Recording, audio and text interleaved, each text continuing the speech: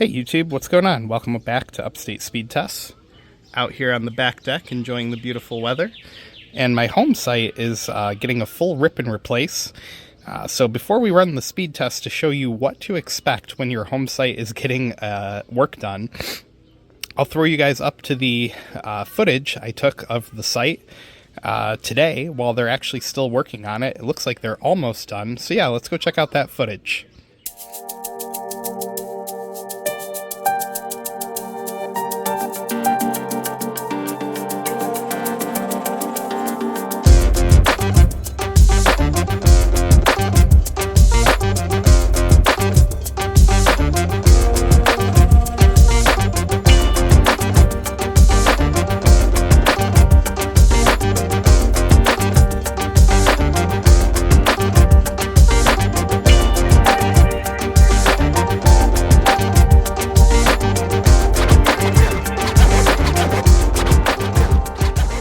Alright guys, so let's run a speed test and see what you can expect when your home site is getting a full rip and replace.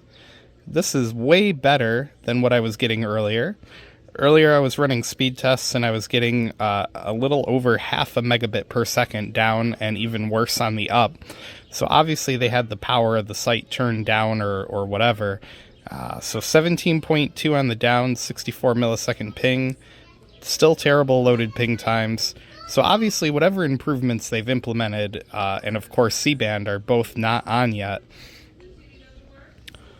Those ping times earlier were like 7,000 or 8,000 on the down and almost as bad on the up when they were repairing the tower or ripping and replacing the tower.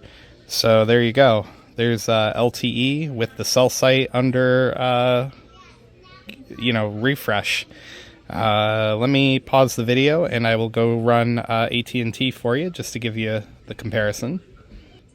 Alright guys, we're back, and I totally lied. I said I was going to run AT&T. I'm going to run T-Mobile, so here we go. 37 millisecond ping, amazing. Looks like we're going to get, now in full disclosure, the house does block some of the signal, I would assume. So there's a crash. Awesome.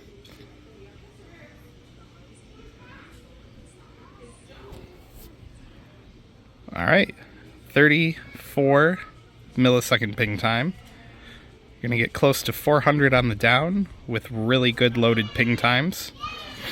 3 millisecond jitter. And let's see what's going on with the up.